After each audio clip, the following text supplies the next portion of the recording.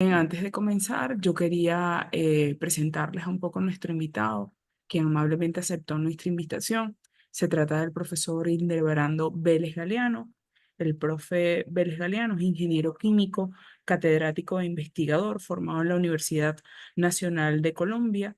Tiene, o sea, un título de magíster en filosofía en la Pontificia Universidad Javeriana. Además de ello, un diplomado en estudios superiores especializados en economía ecológica, gestión ambiental de la Universidad Autónoma de Barcelona y un PhD en ciencias ambientales de la Universidad del Valle.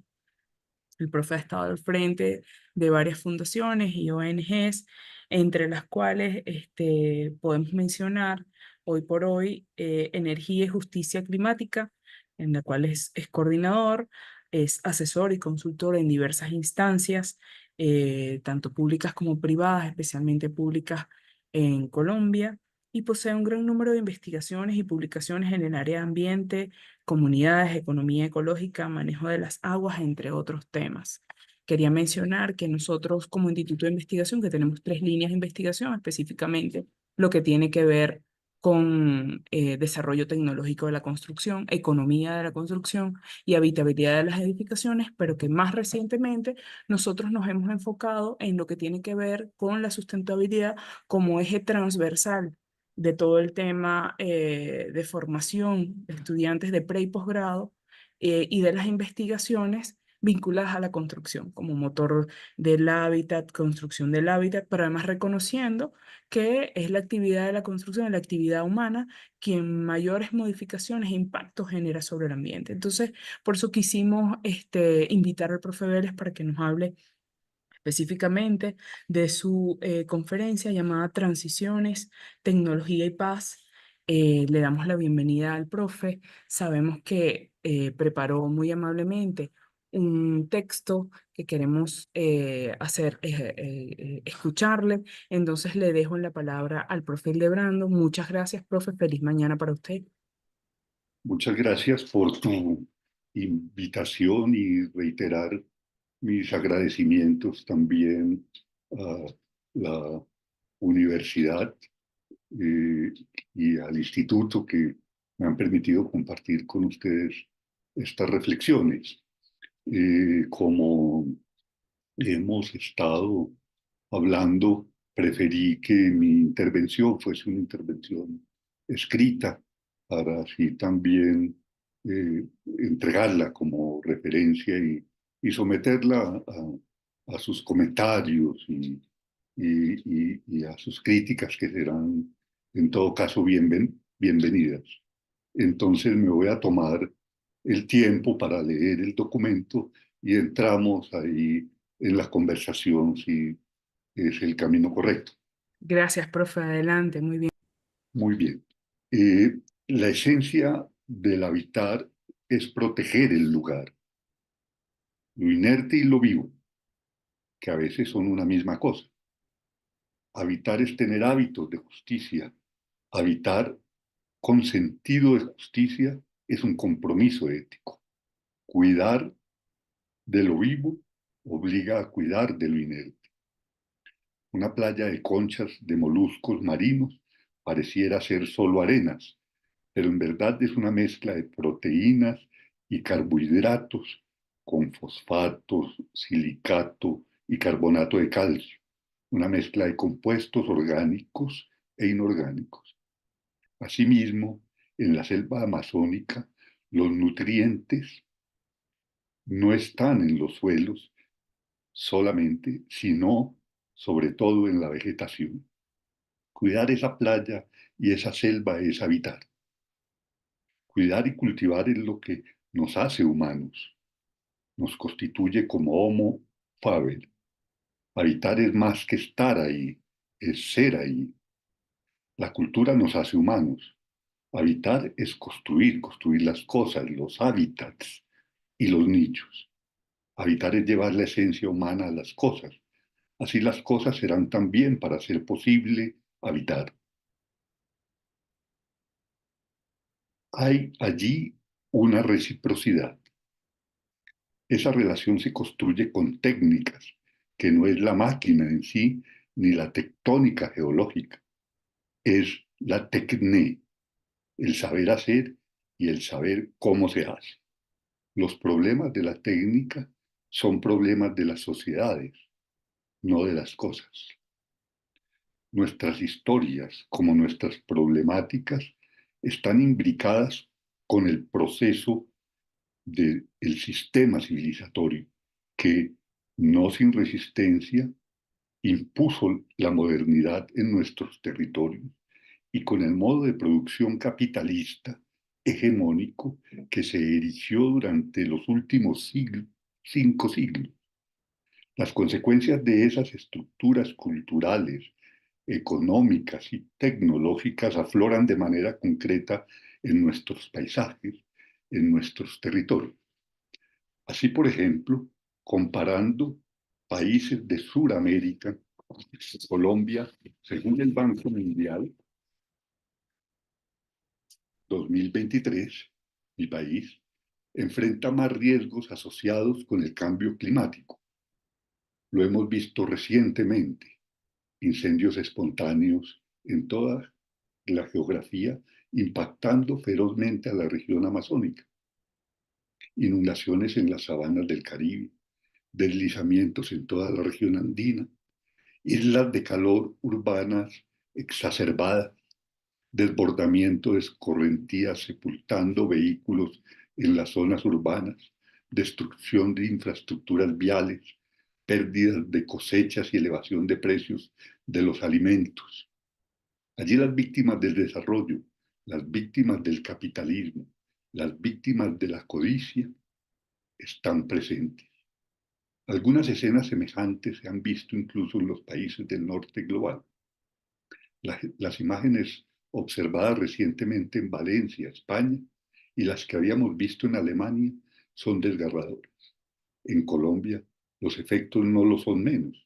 Las familias más empobrecidas y vulnerables del campo y la ciudad, y particularmente las mujeres y las niñas, están en condiciones estructurales, económicas y sociales más desventajosas. Padecen estos flagelos con mayor rigor. Las condiciones como estos fenómenos afectan a las poblaciones son distintas entre geografías. Hay geografías del descarte y las hay del hartazgo. En ese sentido, los impactos sobre las condiciones económicas de los estados y de las gentes son diferentes y desiguales. Los efectos negativos sobre el Producto Interno Bruto, PIB, y sobre otros indicadores de pobreza serán mayores en los países con economías periféricas y dependientes y en ellos los conglomerados sociales más empobrecidos y económicamente vulnerables, especialmente las mujeres y la niñez, padecerán más crudamente. No podemos estar ajenos a la guerra que se posa sobre nuestras vidas. Las peores consecuencias del modelo se ven allí, en personas, las familias y los paisajes apenas superficies, en esos espacios crueles de la violencia y la guerra del capital y sus secuaces contra el mundo. Las mujeres, las niñas y los niños en Gaza merecen toda nuestra condolencia y solidaridad. También en las zonas afectadas por el conflicto armado en Colombia, las gentes viven el desgarramiento social y se hacen más vulnerables a la hambruna, la devastación de sus condiciones de vida y a la crisis climática. No hay que olvidar que detrás de estas guerras y conflictos ambientales hay responsables y beneficiados, especialmente cuando se trata del control estratégico de áreas de importancia en la geopolítica y en la economía global, como se evidencia en las acciones bélicas por el dominio de las nuevas rutas de las mercancías y el control de los materiales estratégicos para las transacciones energética y digital que acaparan los países ricos del norte global. Habitar este planeta no está siendo fácil. La técnica y la tecnosfera, tecné, Es el término empleado por Aristóteles para contraponer el hacer natural y el hacer técnico. Las cosas naturales tienen sus principios originantes en su interior, autopoéticos, diría Maturana, Humberto, mientras que el hacer técnico tiene su principio originante en la mente del técnico. El curandero a veces cura, pero no es técnico en curar. El técnico debe saber el por qué. Tecnología es saber lo que la experiencia enseña, una forma cualitativamente superior de saber que la experiencia. Sin embargo, es preciso reconocer que hay muchas formas de experienciar y de comprender y explicar lo que se experimenta y que, por tanto, la técnica no es una sola.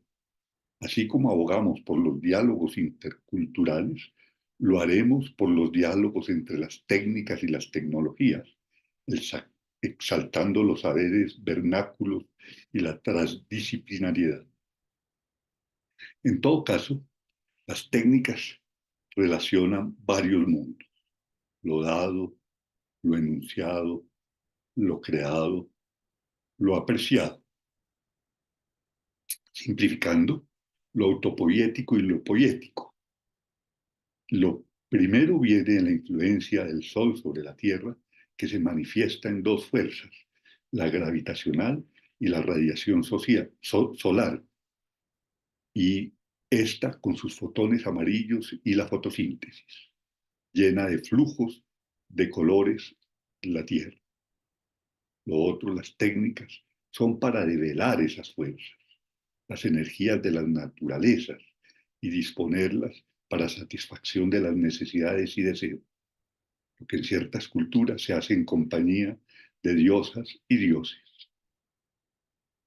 Con Aristóteles podría decirse que la tecné no son los medios o instrumentos destinados a un fin, sino las interacciones sociales que permiten construir el territorio, la cultura, el espacio. En otras palabras, las maneras como se hace a sí mismo el ser humano que se hace a sí mismo, que se autoconstruye como homo faber. Las técnicas y la razón técnica permiten producir las cosas y hacerlas disponibles, reemplazar lo que sea reemplazable y quedan advertidos. Estas técnicas, las inteligencias artificiales, amenazan reemplazarnos en la capacidad de realizar nuestro trabajo intelectual. Heidegger, en la pregunta por la técnica, asocia la tecné con la poiesis, con la creación, que es más que el mero hacer o la simple explotación del mundo físico para la producción de cosas, sino la transformación del mundo en cosas bellas, arte, poesía. Así, por ejemplo, conservar un ecosistema, cuando no es para mercadearlo, puede ser una acción estética permitida por la razón técnica.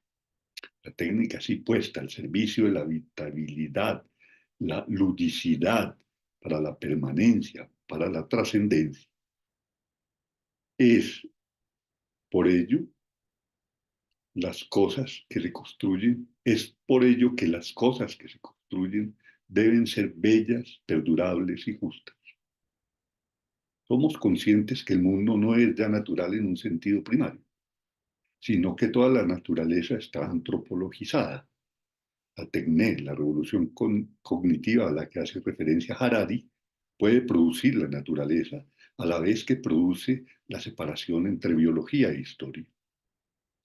Pero esta naturaleza producida es cada vez menos pródiga, tal vez porque ha perdido su energía libre. Los sistemas de producción y los estilos de consumo que se han impuesto por los deseos y pasiones, por el hartazgo y la inequidad, llevan consigo técnicas y tecnologías que pesan sobre el mundo, literalmente. Hoy, la masa antropogénica es sobre todo de hormigón, agregados, ladrillos, asfalto, metales y plásticos. El hormigón y los agregados constituyen el 85% 2% de la masa total. En este breve lapso de su historia y sin duda de la historia contemporánea, las relaciones sociales hegemónicas y el dominio civilizatorio del capital han transformado las redes ecológicas y las culturas que gobernaron por entero las dinámicas del planeta durante milenios, extinguiendo buena parte de las formas de vida y del mundo simbólico de las culturas originarias. El efecto de las acciones de estas estructuras sociales contra la ecosfera mediante la plataforma instrumental, social, técnica y simbólica, ha instigado un contravenir ecológico. Los, los equilibrios han devenido en catástrofes. Los mundos de la razón, de la materia, de los símbolos y de la economía crematística crean un conflicto complejo y las soluciones pacíficas se nos están yendo de las manos. Estamos advertidos. Otra guerra es posible. El proyecto moderno ha fracasado y no hay un camino de solución expedito. Las cifras de los efectos de los sistemas económicos de lucro y acumulación son desastrosas.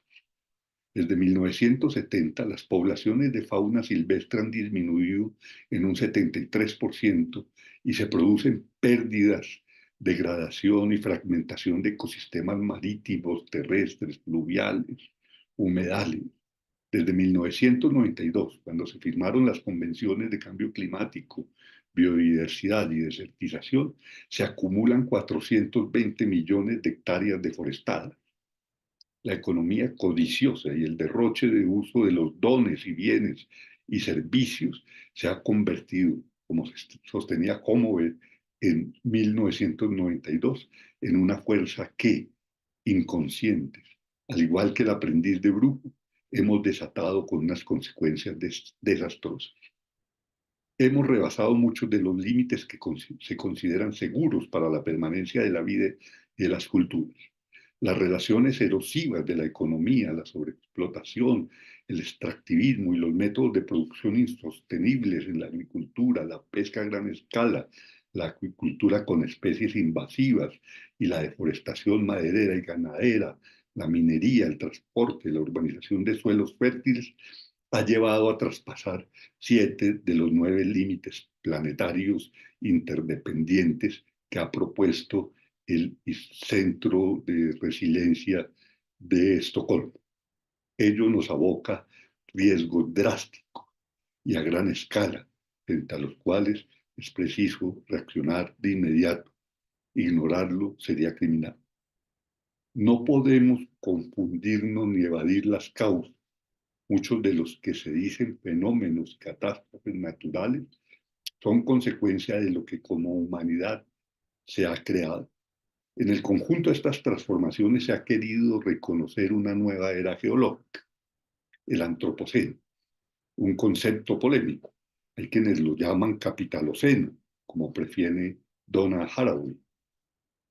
A la separación entre lo que es la naturaleza, que se hace a sí misma, y la naturaleza construida, se ha querido asociar la idea de fractura metabólica, que habiendo sido planteada como fractura entre el campo y la ciudad, se la interpreta como separación entre seres humanos y naturaleza no humana. Jason Moore la tilda de división cartesiana y se alinea con la categoría capitaloceno en lugar de antropoceno. Pues cuando se origina esa nueva era geológica, no puede ser solo un asunto de referencias técnicas como lo fue el uso del fuego o la gran aceleración, sino que se critica la idea de antropoceno porque encubre la desigualdad económica causada por los cambios tecnológicos característicos del uso moderno del carbón y el petróleo, concluyendo que tal concepto desesencializa la crisis ecológica para volverla una esencia humana, ajena a las relaciones de poder, al capital y a las hegemonías capitalistas. La técnica no es pues ajena a la política, más bien esta la precede. Es lo que afirmaba el jesuita, inmolado en El Salvador en el mes de noviembre hace exactamente 35 años, Ignacio Ellacuría. Dicho entre paréntesis, sea esto un homenaje a su memoria. Entonces, cualquier intervención técnica debería examinarse desde el contexto de la política que la enmarca o alienta. Debe saberse si la apropiación de los valores que ella adiciona a una realidad es para beneficio general o particular y de qué manera el acceso a la técnica y a los beneficios es o no excluyente y si hay rivalidad entre tecnologías para la obtención de los mismos fines y coberturas. Debe saberse a qué va dirigida, si el espíritu que la impulsa es la mera reproducción del capital o el bien comunal. Allí, un asunto crucial es el de la energía. La obtenida directamente del sol sería menos excluyente, pero no los equipos que la transforman en energía eléctrica. Es cierto que estas tecnologías de fuentes renovables tienden a ser cada vez más baratas. La generación de energía eólica y solar casi se duplicó entre 2019 y 2023, particularmente gracias a la caída de los costos de la energía solar. Los costos de los módulos solares descendieron en alrededor de 60% en ese periodo. Esto ha estimulado la inversión, creciendo hasta 1.9 billones de dólares en 2023. Esta inversión está fuertemente concentrada en las economías del norte global y en China, siendo mucho menores en economías emergentes, donde los costos de capital suelen ser más altos. Una tecnología tal como una hidroeléctrica estructura una nueva espacialidad, nuevos paisajes, nuevas relaciones con el entorno. De ahí la necesidad de estudiar los plexos conflictivos, además de los conflictos específicos, e ir más allá en el examen de los impactos y transformaciones, más allá del área inmediata y del corto plazo. Considerar diferentes interconexiones manifiestas y latentes, visibles e invisibles, y el largo plazo, pues hay efectos que tardan. Ahí toma importancia valorar la fragilidad, resiliencia y robustez de los socioecosistemas frente a las intervenciones técnicas que pueden ser simplemente incidentes o profundamente estructurantes. Es así como podría establecerse cómo evitar y reducir al máximo los impactos y las transformaciones degradantes. Esto no se hace ex post, sino que es condición para la elección de alternativas técnicas más aceptables, siempre en el entendido de que hay una necesidad y qué tipo de necesidad de tal intervención. Desde una mirada de defensa de lo público y de los bienes comunes y comunales, es preciso tener conocimiento de los ecosistemas, de su biodinámica, de las culturas y de los conjuntos de valores interactuantes y, además, que las expectativas sean acordes con las posibilidades de obtener los resultados previstos. Aplicando el principio de precaución, habría que tener capacidad de gestión del riesgo, estableciendo los peligros, las amenazas y la vulnerabilidad que traen las intervenciones técnicas para los socioecosistemas. No hay que desdeñar el hecho de que la ciencia y la técnica han traído, además de certezas, también incertidumbres y no en pocos casos resultados indeseados. La primera gran extinción empezó alrededor de 1500 años antes de Cristo en la Polinesia, con la expansión de los cazadores-recolectores. Luego vino la de los agricultores, asegura Harari, recordándonos que nuestros antepasados no vivían la armonía idílica que les atribuimos. Dice él, poseemos la dudosa distinción de ser la especie más mortífera en los anales de la biología. Para la técnica moderna, el mayor riesgo reside en echar a un lado y hostilizar el pensar que no mide, que no calcula técnicamente. A este no se le considera genuino, ni por consiguiente se le toma en serio, se le llama mera poesía o misticismo lleno de vaguedades. Ese, el desprecio por las sabidurías de vida, por esas formas de andar el mundo de nuestros pueblos originarios, de los afrodescendientes, de los campesinos, de las gentes populares, esa manera de ver está presente. Al decir de Heidegger, el desocultar técnico que mide y calcula se erige como el único, excluyendo todos los demás, y ni siquiera viendo que él mismo es un desocultar. Y eso solo un modo de él de verificar.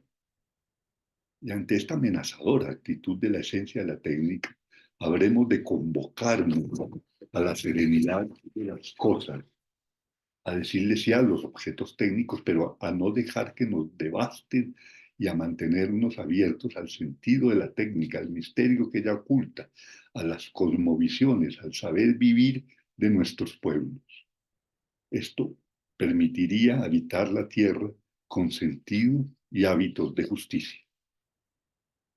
La ciencia y la técnica modernas han estado dominadas por la concepción mecanicista del mundo.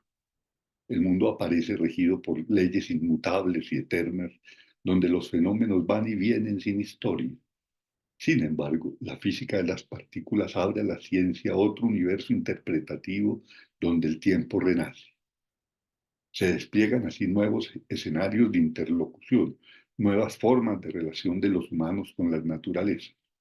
Será lo que el químico Prigogine y la filósofa Stingers denominaron la nueva alianza, respondiendo al biólogo Monod, quien afirmó la antigua alianza está rota. Pero hay que advertir que no hay una armonía cósmica con el universo que podamos restituir.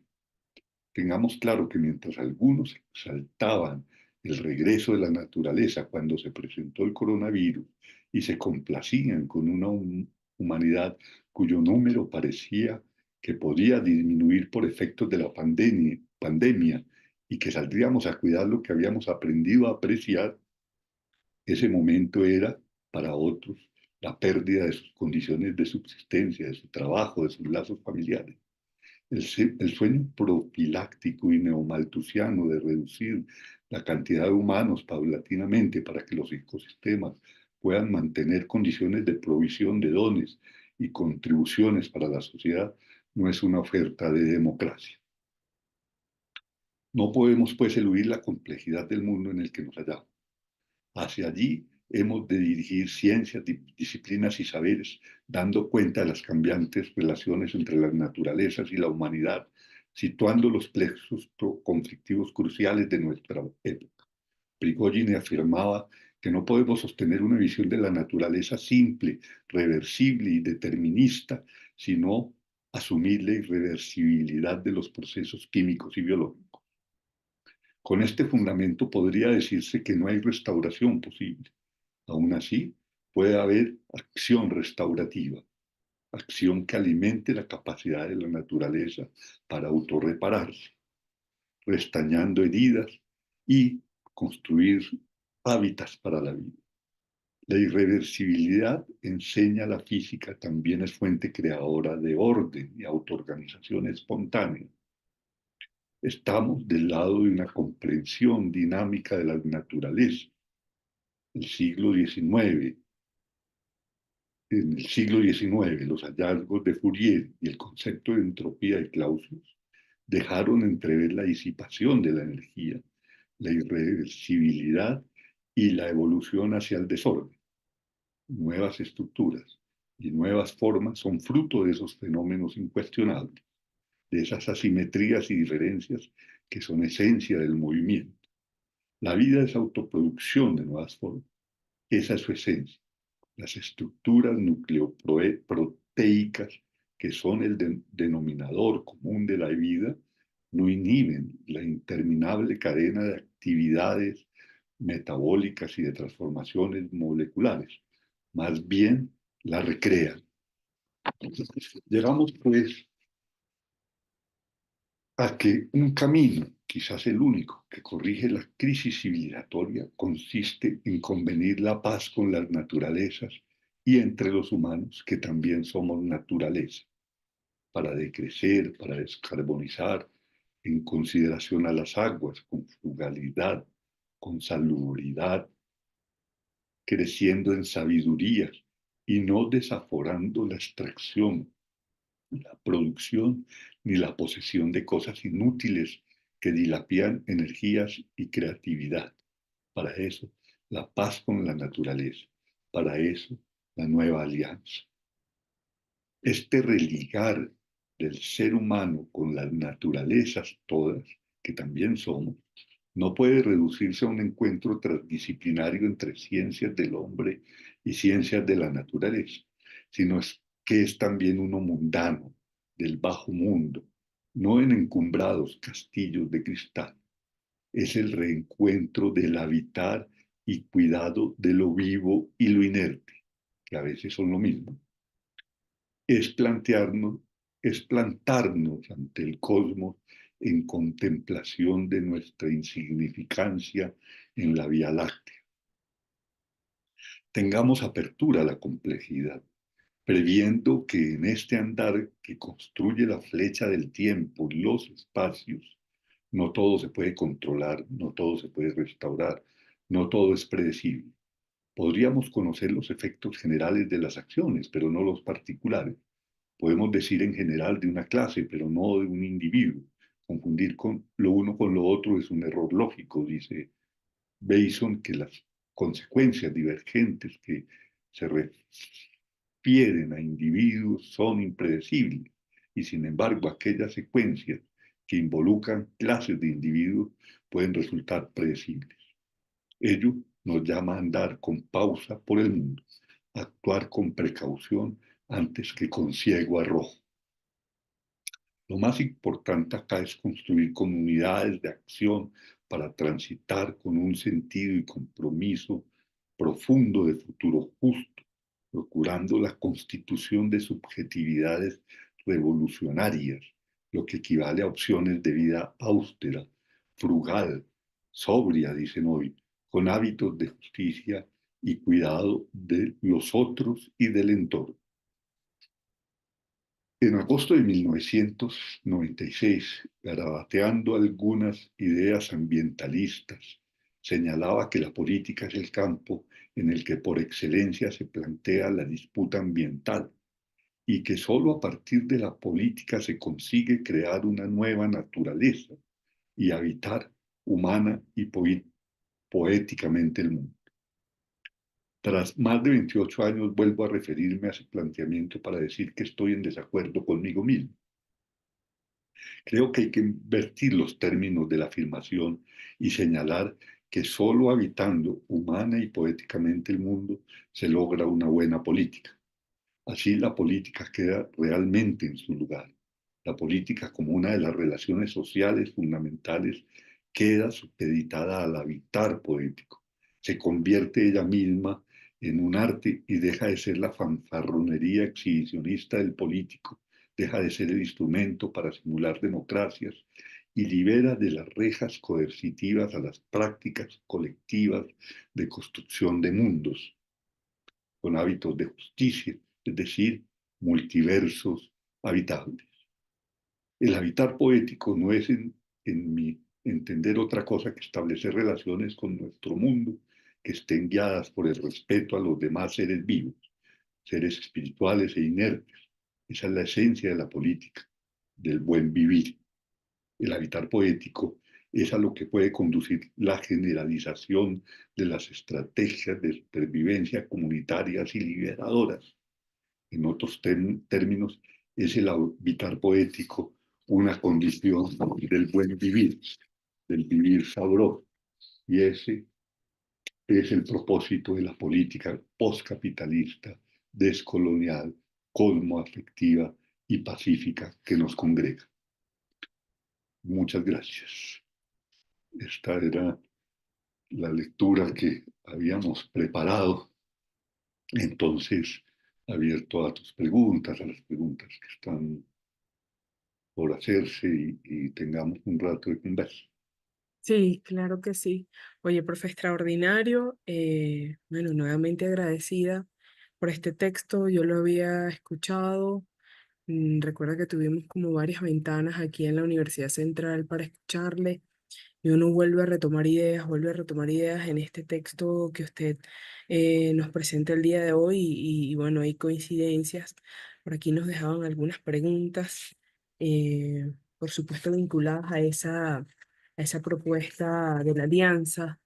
Fíjese, usted no, nos refería cuando estuvo por acá en una de las reuniones que había una comunidad que usted nos mencionaba, nos hablaba del caso de unas comunidades al occidente, al noroccidente de Colombia, decía de cara al Pacífico, que han tenido muchísimos eventos generados han tenido muchos eventos en los cuales han sufrido pérdidas precisamente por la gestión del riesgo.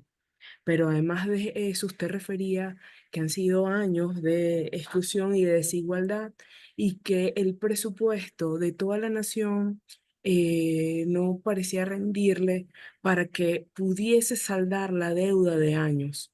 Entonces, uno comienza a escucharle y usted nos habla de la propuesta de específicamente construir comunidades con opciones de vida austeras y con cuidado del colectivo, totalmente además de acuerdo con esto, pero uno se pregunta cómo a comunidades con años de requerimientos de servicios, de hábitat, de diversos servicios, quizás energía, agua por acueductos, no sé la complejidad en ese caso, pero cómo decirles que el desarrollo, cómo ve usted la vía para tomar conciencia cuando siempre está como la esperanza de poder avanzar en la satisfacción de las necesidades y del término que usted habla del buen vivir y del vivir sabroso, cómo le explicamos a nuestras comunidades si tenemos reconocimiento que además han sido excluidos por las políticas capitalistas? Entonces, en ese sentido, ¿cuál es su visión con respecto a esto? O sea, lo recordaba y decía, ¿cómo decirle? Porque además tenemos esos casos aquí en Venezuela y uno quiere tener las herramientas para decirles que hay una nueva forma de relaciones que podemos generar. Entonces, queremos escuchar su opinión, profe. Sí, esa pregunta nos pone en uno de los lugares complejos, ¿no? Porque pasa por definir qué son las necesidades, Mm. ¿sí? Que son los satisfactores. Esto está puesto en la historia del pensamiento político y del pensamiento ambiental de distintas maneras, ¿sí? Eh, yo entré un poco a ese tema en algún momento por, por Masniff, ¿sí? Manfred Masniff, quien hizo una distinción entre necesidades y satisfactores, ¿sí? Y él dice que las necesidades son transhistóricas, pero los satisfactores son históricos. Si yo necesito eh, proteger protegerme, un lugar para guarecerme, yo puedo tener, como lo tuvieron habitantes en otra época, una caverna o puedo tener un penthouse y la necesidad es la misma. Esa es una idea muy interesante porque nos permite ver que muchos satisfactores son culturales y son históricos. Sin embargo, en el marxismo hay la idea de las necesidades como un asunto que también se crean en la historia. Entonces ahí hay dos corrientes, digamos, que uno podría situar en este problema. A mí me gusta lo de Masni porque le permite a uno situarse en concreto en los territorios. Cada territorio tiene una espacialidad, tiene una formación histórica y allí las necesidades pueden ser vistas de otra manera. ¿Sí? Ya otra cosa es en esta conjunción de mundos, cuando el mundo de la cultura occidental hegemónica se impone, comienzas a ver y a tener otros problemas. Por ejemplo, si lo he visto, ¿no? En terreno, una empresa petrolera entra a un territorio indígena y comienza a dar obsequios para ganarse la legitimidad de las comunidades. Entonces, ¿qué da? Da camisetas de fútbol. Eh, He visto, por ejemplo, en algún caso, a jóvenes en una comunidad indígena con bicicletas y guantes para conducir moto. Entonces, ¿qué hay allí? Una transformación de las estructuras deseantes de la sociedad, ¿sí? De su idea de felicidad. Y mientras los viejos, por ejemplo, sabios de la comunidad venían con sus adornos de flores, ¿no? Y esparciendo olores con sus adornos de flores, el joven quiere ir a comprar un perfume de fabricación francesa. Entonces, allí hay qué es y cómo cada comunidad y cada territorio pueden resolver este asunto con sus propias historias. Y entonces, por eso sí debe haber, digamos, unos principios básicos, ¿sí? Y esos principios básicos tienen que ver con esto que estamos diciendo, la vida frugal, ¿sí? O sea, el no desbordarse en las ambiciones de tener, ¿sí? En encontrar nichos para la felicidad, ¿sí? La felicidad, por ejemplo, de la danza, ¿sí? Eh, o sea, cuando la gente está bailando, es más difícil que se pelee, ¿sí? Sí, las danzas en algunos casos incluso subliman la pelea, o sea, que son van y vienen como confrontaciones, ¿no? Pero digamos que en la cultura hay muchos mecanismos para hacer y conquistar espacios de felicidad, que yo creo que está en el fondo. Ahora, eso también tiene unos problemas. Términos teóricos, por ejemplo, hay quienes han estudiado cómo una sociedad, por ejemplo, como la canadiense, puede tener alguien que viva allí unos ingresos que cuando son limitados lo hacen una persona más infeliz, pero en la medida en que va llegando a un nivel de ingresos comparable con el resto de la sociedad, su felicidad más o menos se establece. Y no por tener más ingresos se es más feliz. O sea, entonces habría unos umbrales de ingresos en los que es posible en una sociedad concreta como la canadiense tener unos niveles de felicidad. Ahora, por ejemplo, yo en mi barrio, si yo en mi barrio, que es un barrio humilde, ¿sí? Donde las casas son habitan tres y cuatro familias. En la mía solo hay una familia, a pesar de ser yo del barrio, y yo soy de alguna manera un privilegiado de mi barrio, ¿sí? Entonces, el contexto también hace, define esas diferencias.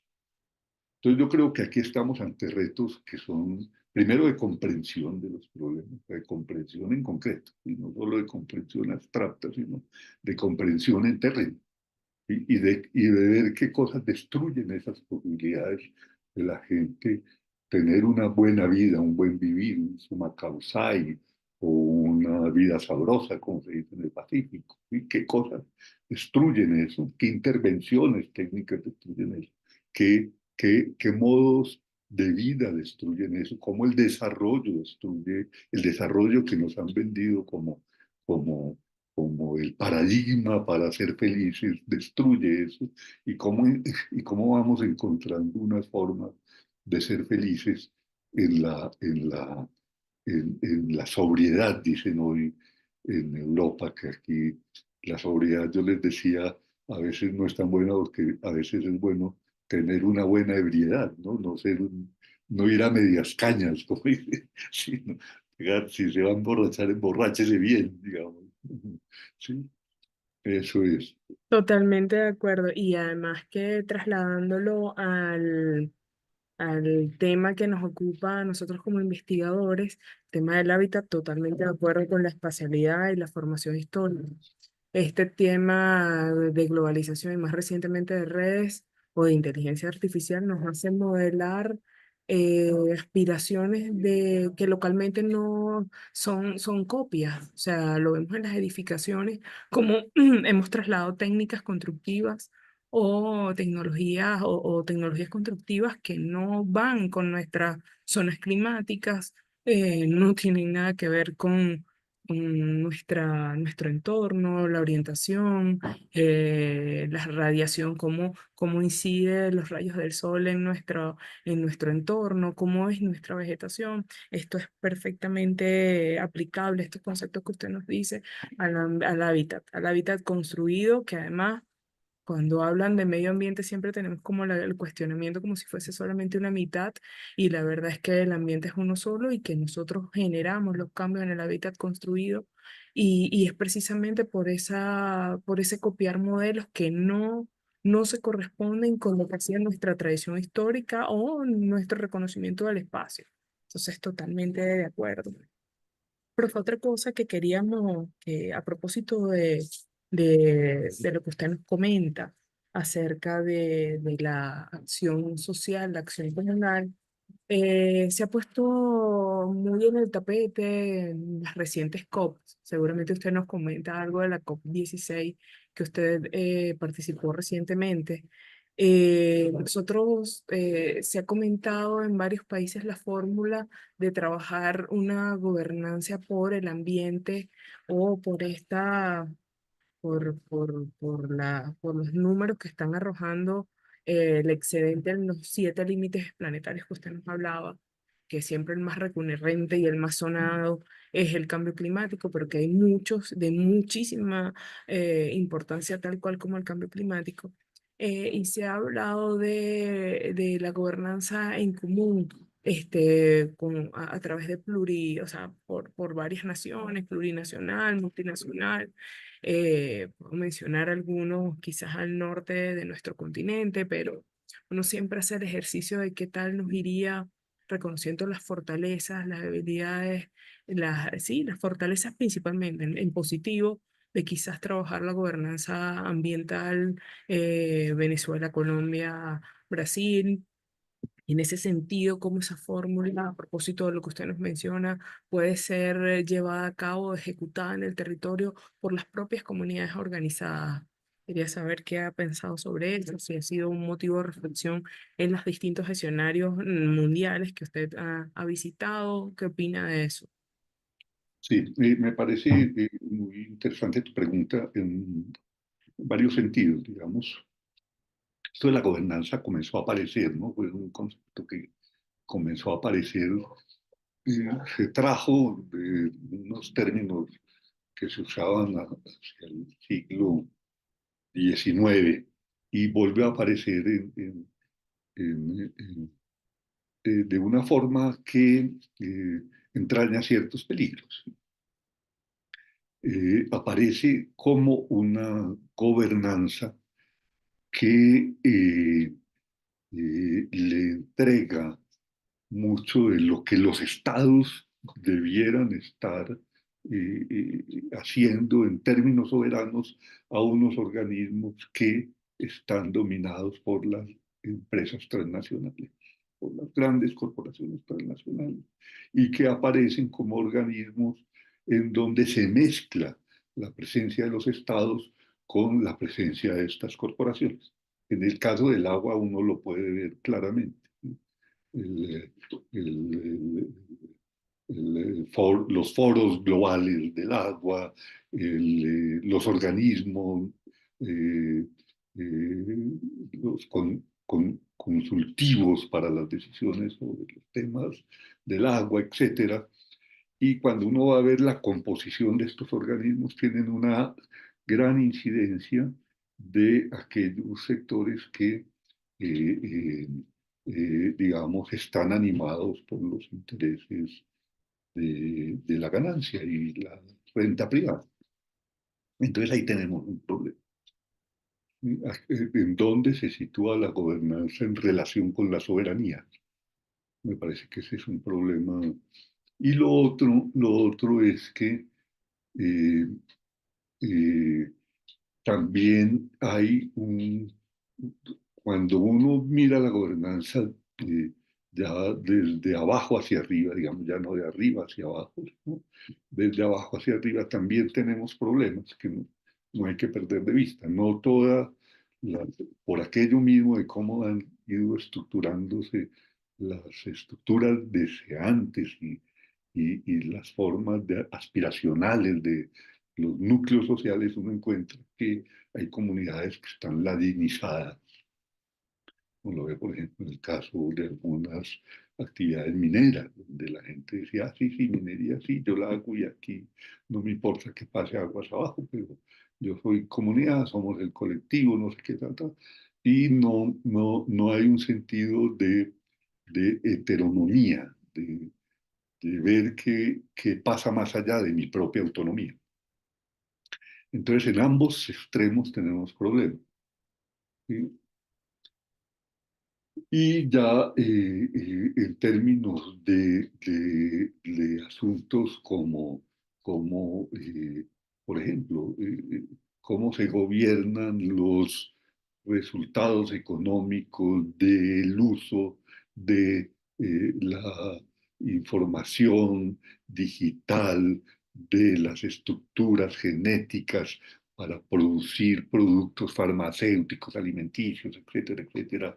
¿Sí? Cuando países como los nuestros están en una condición estructuralmente desventajosa en términos de la producción de tecnologías de alta eficiencia y alta, digamos, eh, sí, capacidad de penetrar en el, en la identificación de estas propiedades y de estas posibilidades de servirse de ese conocimiento. Entonces ahí tenemos otros problemas. O sea, estamos en una condición también desventajosa. Yo creo que ahí valdría mucho traer el sueño de Bolívar a todas estas, ¿no? La gran Colombia, ¿no? De tener nosotros que somos un grupo de países que hablamos más o menos la misma lengua, que nos podemos entender con los brasileros, ¿no? A pesar de que no tenemos la misma lengua, pero sí las raíces y mucho de común, ¿no? Y cómo hacer que estos países encuentren mecanismos para romper, para desligarse de estas hegemonías que se nos imponen, poder ser mucho más autónomos, mucho más soberanos en el sentido de la soberanía, no solo de Estados, sino de la soberanía de los pueblos, que bien ha venido siendo el concepto, digamos que desde abajo hacia arriba, de las estructuras, digamos, de construcción de las fuerzas sociales, se ha venido construyendo e identificando en un republicanismo contemporáneo, ¿no? Un republicanismo que profundice la democracia, que profundice en, en la búsqueda de utopías de justicia, de paz, de convivencia. Yo creo que ahí estamos, yo creo que esos son retos de la política y de las intervenciones y de cómo intervenimos entonces para que si estamos haciendo infraestructuras, esas infraestructuras den gobernanza. Aquí estamos viviendo un poco ese problema. Necesitamos hacer vías que conecten a las comunidades más distantes y cómo hacerlas ya no sea un asunto de las firmas de ingeniería que todo lo dominan, sino de las comunidades organizadas que pueden hacer esas obras y hacerlas bien y hacerlas rendir y cuidar los recursos y cuidar el dinero y los gastos y en lugares donde se necesite, porque a las industrias Aquí lo vemos con el tema petrolero. Les interesa más hacer perforaciones que encontrar petróleo, porque hacer perforaciones implica lodos, implica tubos, implica camiones, implica... Entonces, que hallar petróleo o gas no es el problema para ellos, sino usar su capacidad de mover el capital y de generar plusvalías. Entonces, ahí no hay una lógica de búsqueda de satisfactores y de condiciones de felicidad y de buen vivir para las gentes, de alegrarnos la vida, que es finalmente lo que debiéramos buscar, ¿no? O sea, esa búsqueda de la felicidad de la que hablaba el filósofo inglés, ¿cómo llama él? Ya se me olvida. Pero eso está ahí en la historia de la filosofía. ¿Qué es la felicidad? ¿Qué es la felicidad? ¿Cómo, ser, cómo hacer que la sabiduría nos hace más felices? ¿Sí? O sea, cómo inclinarnos más a saber que a tener. ¿Sí? Hay más felicidad, pero eso nos lo roba hoy el Twitter, ¿no? Que ahí uno no sabe nada y el algoritmo te va diseñando por dónde tienes que irte y al final está siendo llevado por los intereses económicos que están detrás de quien programa o de quien te dispone el algoritmo. Pues ahí estamos pero sí, ¿y cómo gobernarnos frente a eso? Ese es uno de los retos que vamos a tener. Allá en Venezuela vi cómo, por ejemplo, uno no tiene Twitter, ¿no? Y buenísimo. Yo ahora uso, de ahí para acá me pasé al Sky, sí, ya uso Sky. Son redes más amables, ¿no? Donde puedes encontrar que el algoritmo, ¿no?, te está ofreciendo cosas más interesantes, ¿no? Y no simple publicidad y ver cómo te muestran un mundo que al final, pues la gente tampoco es tan tonta, pero pues, y la gente desconfía y sabe, no todo se performa y la gente al fin también puede tomar otras decisiones, pero muchas decisiones están siendo condicionadas por eso. Estamos ahí en un mundo lleno de retos, en ese sentido, que al final se reflejan en cómo son nuestras democracias, cómo pueden ser mejores nuestras democracias, ¿sí? Cómo vencer estos obstáculos que les aparecen impuestos a nuestras democracias. Ese es un poco ese tema. Y creo Sí, también, para finalizar con hay temas que son de interés, como lo llegamos a hablar allí que son, por ejemplo, esto de los ecosistemas transfronterizos, es muy importante, ¿sí? Cómo asumirlos, cómo desarrollar capacidad investigativa colectiva, institutos, centros, equipos, inversiones, y cómo descontaminamos el lago de Maracaibo si los derrames petroleros también se producen aquí en el Catatumbo.